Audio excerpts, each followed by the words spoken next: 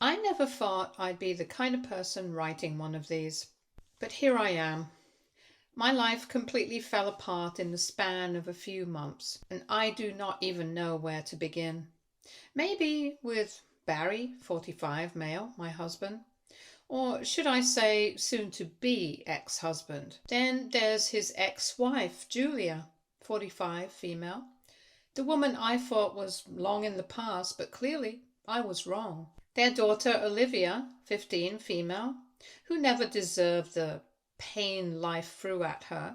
And then there's our son, Adam, 5, male, the only reason I feel like I can keep going some days. I met Barry after his divorce from Julia. He told me they had ended things on good terms, co-parenting for Olivia's sake, but there was nothing romantic left. I believed him. Maybe I was naive, or maybe I just wanted to believe in the love he gave me. We built a life together, had Adam, and everything felt secure. Julia was never really around, and Olivia did not even want her around. A year into my marriage with Barry, Julia signed away her parental rights to me. I never felt like I had to compete with her until Olivia got sick. It started with small things: fatigue, headaches, nausea. At first, we thought it was just a bad flu. Then it got worse. Doctor's appointments turned into hospital stays, which turned into the worst news imaginable. Olivia had a terminal illness. I won't get into the specifics, but the doctors told us to prepare for the worst. Barry was devastated, and so was Julia. And of course, I felt the pain too. Even though Olivia was not my biological daughter, I had known her for years. I loved her. I stepped up in ways I did not even know I was capable of. I spent nights in the hospital with her when Barry and Julia were too exhausted. I coordinated her treatments, handled her medications, and made sure Adam was still getting attention at home while his dad was consumed by grief. I was holding our family together, or so I thought. I noticed it in little ways at first. Barry started spending more time at Julia's house when he was not at the hospital. I understood why. Olivia was their daughter. It made sense for them to lean on each other. I told myself I was being paranoid when I saw the way Barry looked at Julia sometimes. The soft smiles, the quiet moments they shared when they thought I was not looking. I pushed those thoughts away because how could I possibly be thinking about something so selfish when a child was dying? But the signs became impossible to ignore. The hushed phone calls, the way Barry would come home late and barely acknowledge me. The way Julia looked at me was like she had already won. I tried to convince myself I was imagining it. That was, until I found the messages. I do not know what made me look that night. Some gut feeling, some deep, terrible intuition that I wish I had ignored. I saw everything: the texts, the late night confessions, the words that ripped my heart apart. Barry had fallen back in love with Julia. Or maybe he never really stopped loving her. He told us she was his family, that Olivia's illness had made him realize how much he missed what they had. And Julia? She was more than happy to take him back. I confronted him. He did not even deny it. He just looked at me like I was an obstacle, like I was standing in the way of his real family. When I asked how he could do this, while I was in hospital taking care of Olivia, making sure she was never alone, he told me I was overreacting, that I was being jealous, that I could not stand the fact that something so tragic had brought them closer. He made me feel like the villain, like my feelings were the problem, not his betrayal. It did not matter that I had been the one making sure Olivia had everything she needed when neither of them could function. It didn't matter that I had sacrificed my own health. My own sanity? To keep our home running. It didn't matter that I had given years of my life to this man, given him a son, built a future with him. In the end, I was just a woman he moved on with after Julia, a placeholder until he found his way back to her.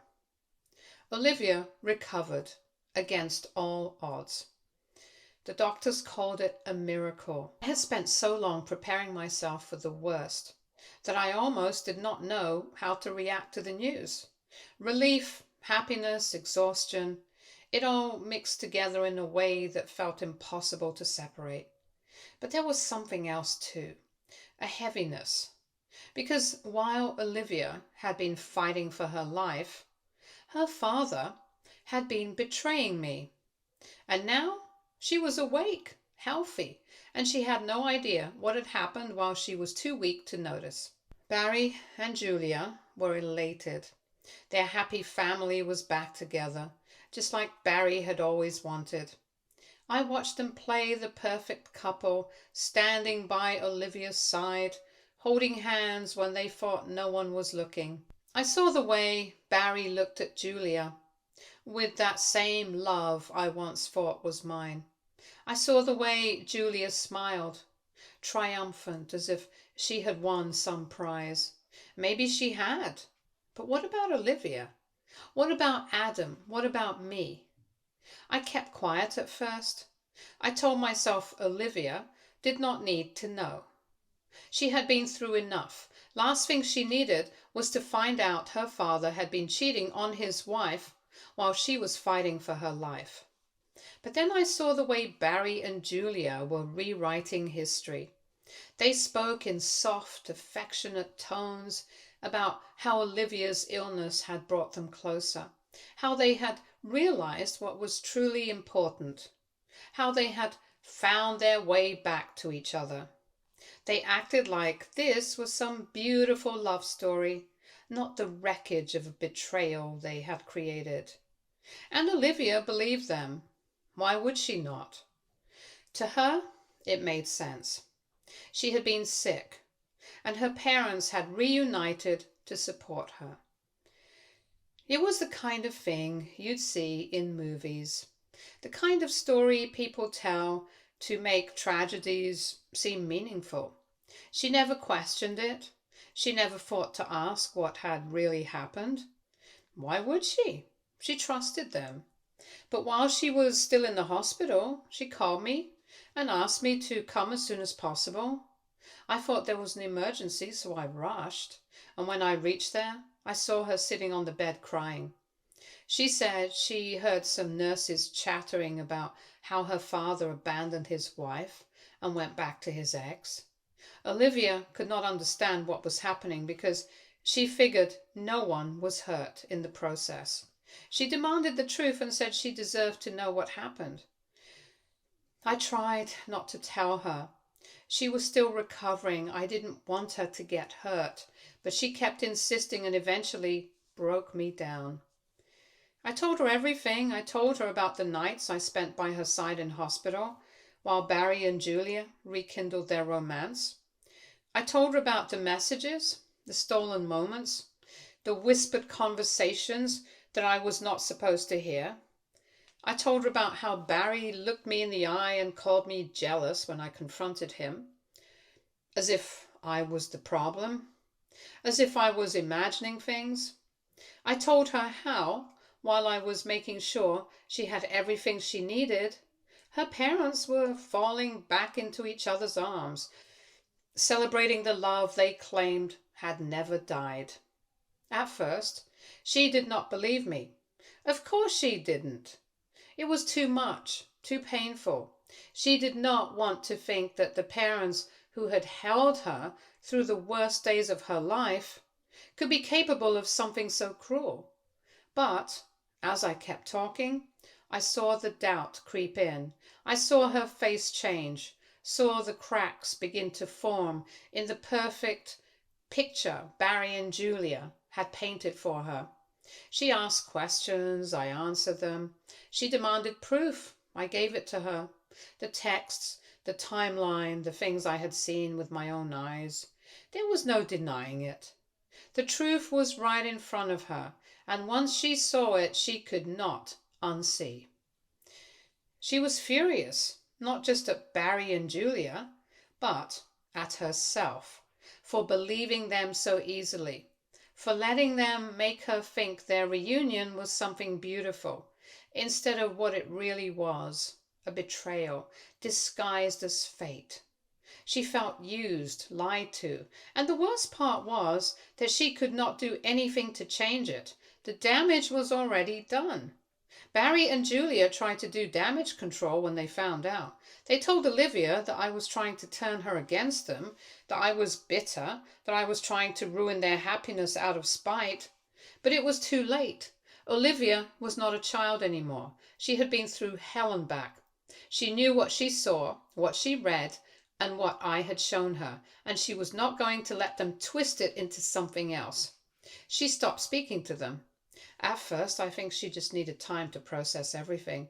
But as the days turned into weeks, it became clear that she was not interested in hearing their apologies.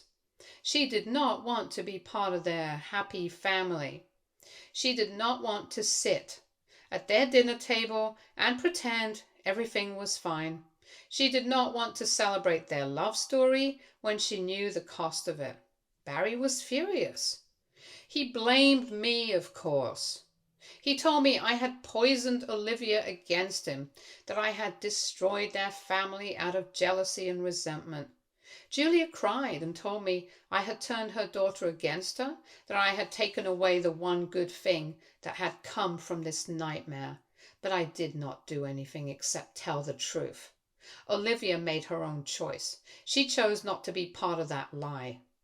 She recently moved in with me. She still plays with Adam. She still spends time with me. But when Barry and Julia try to reach out, she shuts them down. She doesn't yell. She doesn't scream. She just refuses to engage. And that silence, it hurts them more than any words ever could. I don't know what comes next. I don't know if Olivia will ever forgive them. I don't know if Barry and Julia will keep trying or if they'll eventually give up. I don't know if I made the right choice by telling her everything, or if I should have let her keep believing in their perfect little story. So, AITA? Update 1. Olivia has been homeschooled for now. The doctors advised as much rest as possible, so this was the best decision. Even though she tries to act like everything's fine, exhaustion lingers in her every movement. The past few months have taken a toll on her, and the emotional weight is just as heavy as the physical. Her parents, Barry and Julia, have not reached out to check on her, not once. The silence from them has only made things worse. The divorce papers were filed. There was no reason to remain married to someone who could betray so deeply at the worst possible time. Barry had moved into my house after we started dating, which meant his belongings were still here. He finally decided to come and pick them up. It was the first time Olivia had seen him in 2 months.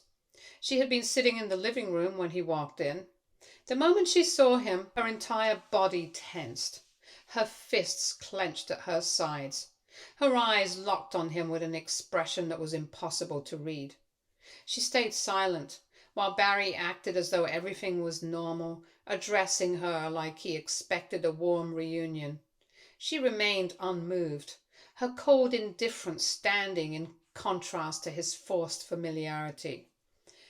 He tried to get through to her, insisting that he missed her and that she should come home. She turned away, gripping the couch cushion as if trying to hold herself together. Her lack of expression should have been enough for him to stop, but he did not. His frustration grew with every passing second. His voice got louder, accusing her of being unreasonable, saying she was behaving like an ungrateful child. His attempts to guilt-trip her only made her withdraw further. When she still did not respond, his anger erupted. The accusations flew faster, spoiled, selfish, manipulated. He blamed me for turning her against him, refused to accept that Olivia had made this decision on her own. Then he moved closer to her. Instinct took over, and before thinking, there was already distance between them. I stepped between them and pushed him back. He looked stunned, like he could not believe that there was resistance to his actions. His hands clenched at his sides, his body tensed. There was a moment of hesitation, as if he was weighing his next move, but I did not back down. He shifted his anger towards me, his voice laced with threats. He made it clear that he intended to take Olivia back, as if she was something stolen from him rather than a person who had made a choice. He acted as though her decision had nothing to do with him, as though his actions had played no part in her refusal to return. Olivia flinched at his words, a small movement, but one that spoke volumes. There was nothing left to say. He was told to leave. He stormed out, slamming the door so hard that the walls shook. The house fell into a suffocating silence. Olivia stayed in the same position, staring at the floor, breathing heavily. She did not cry. She did not speak. The weight of what had just happened lingered in the air. We were both shaken. Update 2. Barry and I finally got divorced. The legal battle had been exhausting, but at least that chapter was officially closed. However, Barry was not done trying to control things. He decided to take legal action to gain custody of both Olivia and Adam. The process had barely begun when something happened that changed everything.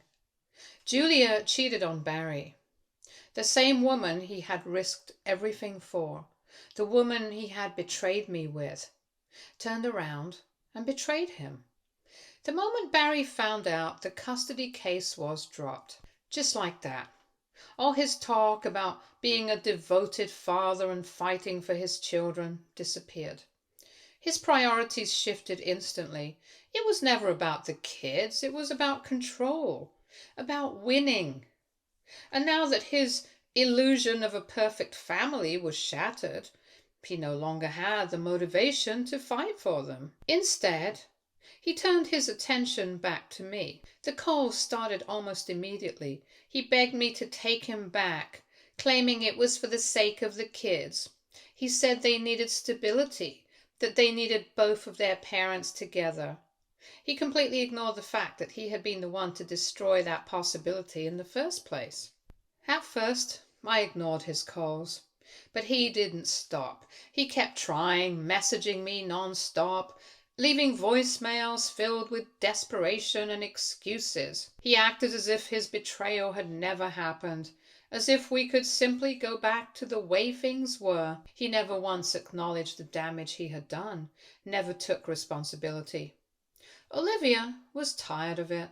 She had been watching me ignore the ringing tone and had seen the way his persistence was starting to wear me down. One day, without hesitation, she answered.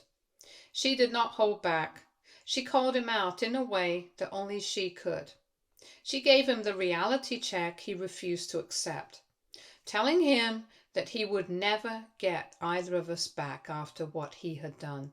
She reminded him that if we were truly his life, he should have thought about that before he cheated on me with the woman who had abandoned her 4-year-old daughter. Barry had no response. Olivia hung up before he could come up with one. The calls stopped after that. But it didn't mean everything was over. Olivia was still hurting, still trying to make sense of everything that had happened. The betrayal had left deep scars, ones that would not fade overnight. She had already lost so much: her health, her trust in her parents, the stability she once had. Now she was left picking up the pieces, and I could see how much it was weighing on her. Adam was too young to fully understand, but he could sense the tension. He asked about Barry less and less, almost as if he had started to accept that his father was no longer a part of his everyday life. It broke my heart to see him adjust so quickly to the absence. But at the same time, I knew it was better this way. Stability mattered more than anything, and I was determined to give my children a home where they felt safe and loved. Barry tried reaching out one last time, showing up at our doorstep unannounced. I refused to let him in. He stood outside for a long time, pacing, ranting about how he had made a mistake, how he just wanted his family back. But there was no family left to return to. The damage had been done. There was no erasing it. I watched him leave without looking back. Maybe he finally understood, or maybe he just gave up. Either way, Olivia and I could finally begin to move on. Update 3. Barry's desperation reached a new level. He decided to take legal action again, this time focusing solely on getting custody of Adam. Since Olivia was old enough to have a say in court, he knew he could not force her to stay with him. But Adam was still young, and Barry thought he could argue that his son needed his father in his life. But then, just as suddenly as he started, he dropped the case again. It was beyond frustrating, but he could not make up his mind. This time, he did not even officially file anything. All he did was hire a lawyer, make a big show of it, and then back out before anything actually happened. It felt like a game to him, as if he were just testing how much he could get away with before giving up. Every time he made a move, it felt calculated, like he was measuring my reaction rather than actually committing to anything. Since he knew Olivia would never forgive him, Barry shifted his focus entirely onto me. He became relentless in his attempts to win me back. He showed up at my house, making dramatic declarations of love, acting as if everything he had done could be erased just because he suddenly wanted me again. He tried to involve mutual friends and even some family members, hoping they could convince me to take him back. Some people actually tried to reason with me, saying he was just confused and grieving the family he lost. But I was not interested in hearing their excuses. I knew exactly who Barry was, and I had no intention of letting him back in my life. But he didn't stop there. He began appearing at my workplace, waiting outside my office, trying to catch me on my way in or out. He showed up at my house at odd hours, refusing to take no for an answer. Everywhere I turned, he was there, acting like a man who had lost everything and was desperate to cling to whatever was left. It was exhausting, invasive, and infuriating. He even tried using Adam as an excuse to stay in contact with me. When he would call or text, it was never actually about Adam's well-being. It was about how much he missed our family and how he believed we could fix things. As if all of this was not his fault to begin with. As if I could just forget what he did and move on like nothing happened. One night, after I put the kids to bed, I heard a knock on the door.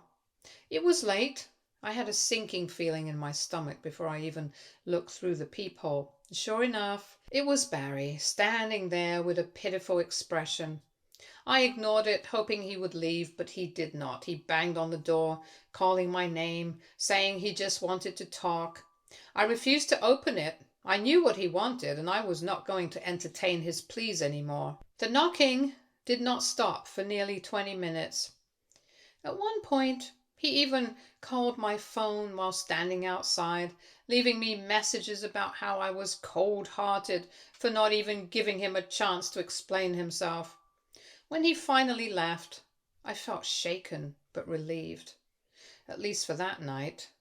The next morning, Olivia told me she had seen him outside her window that night, just standing there, watching the house.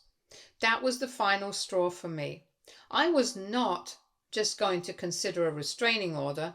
I was going to file for one immediately. The legal process was not easy, but I had enough proof. I documented every time he showed up uninvited, the phone calls, the messages, even the fact that he had scared Olivia. The court granted a temporary restraining order, which would later be reviewed for a long-term one. Barry's reaction was exactly what I expected: rage, followed by manipulation. He claimed I was trying to keep his children away from him, that I was making him out to be some kind of monster. But I did not care. I was done with his mind games, his indecisiveness, his selfishness. Now, for the first time in months, I feel like I can breathe. Olivia and Adam are safe, and I am doing everything I can to protect them. I just hope this is the end of it. But something tells me Barry won't let go that easily. For now, I just have to be ready for whatever he tries next. Update 4. Julia reached out after all this time, and it was not just a simple message or a phone call. She did something so over the top and dramatic that it left both Olivia and me completely speechless. Out of nowhere, she showed up outside my house, making a huge scene. She was crying, yelling about how she had made mistakes but deserved another chance to be in Olivia's life. Neighbors were peeking through their windows, and it felt like something out of a bad soap opera. She claimed that she had changed, that she had been working on herself, and now realized how much she had missed Olivia, as if Olivia were not the same little girl she had abandoned when she was just 4 years old, as if Olivia hadn't spent years wondering why her own mother did not love her enough to stay. It was as if Julia thought she could erase all that pain with one dramatic performance. Olivia was standing beside me, her arms crossed, her face blank. She did not say a word while Julia went on and on about how she had seen the error of her ways and how she wanted to rebuild their bond.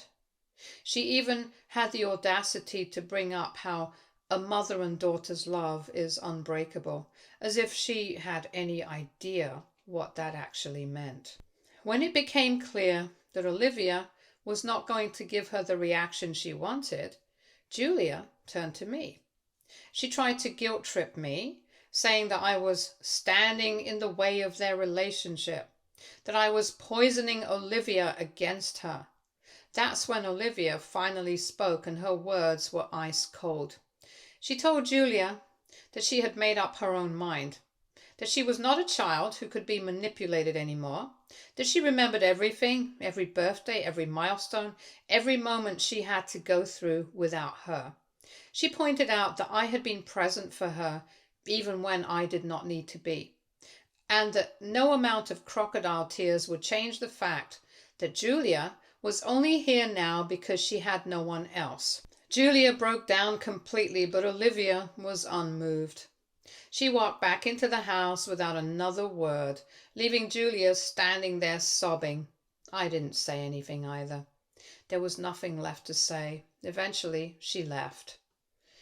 Later that night, Olivia told me she was just done. Not just with Julia, but with all of it. The drama, the back and forth, the fake apologies. She said she was tired of people acting like they could waltz in and out of her life whenever they wanted, and honestly, I could not blame her. She's been through more than enough already. In the days following Julia's outburst, Olivia barely mentioned it again. She did not seem sad or conflicted, just exhausted. She poured herself into her homeschooling, spending hours at her desk or curled up with books. I could see how much she wanted to move on, to focus on the things that actually mattered to her instead of being dragged back into a mess she never asked for. But Julia was not done. A few days later, she sent Olivia a long letter, handwritten, filled with all the things she thought Olivia wanted to hear. She wrote about regret, about second chances, about how much she loved her. She tried to paint herself as someone who had made mistakes but had finally realized what truly mattered. Olivia didn't even finish reading it. She put it down halfway through, sighed, and handed it to me. She did not want to talk about it. She did not want to respond. She just wanted to be left alone. And yet Julia still did not take the hint. She tried calling, texting, even getting the other people to reach out on her behalf. Olivia ignored it all. She did not block her number. She did not care enough to engage. Then Julia did the one thing that made Olivia finally lose her patience. She called Olivia's best friend's mother, Mona. Julia cried to Mona about how I'm taking away her baby and I'm cruel. Mona and I are on good terms, so she is updated on the situation.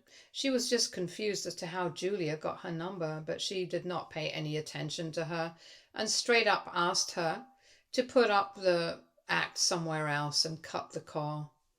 Mona called me to inform me, and Olivia overheard our conversation. That night, Olivia finally let out all the frustration she had been holding back. She was not sad, she was not hurt, she was just angry. Angry that Julia thought she could force her way back into her life. Angry that she would not take no for an answer. Angry that after everything, Julia still made it all about herself. She told me without hesitation that she was completely done. There was no part of her that wanted a relationship with Julia. Not now, not in the future. She was not going to let Julia back in just because it was convenient for her. She was not going to pretend to have a bond that did not exist. And she did not just say it, she took action. The next morning, Olivia blocked Julia from everywhere. She deleted her messages. She even wrote a short email telling her to stop contacting her and that she would take legal action if she kept trying to force herself back into her life. After that, everything went quiet. No more calls, no more letters, no more sudden appearances. It was as if Julia had finally realized that she had lost Olivia for good. And honestly, Olivia seemed relieved.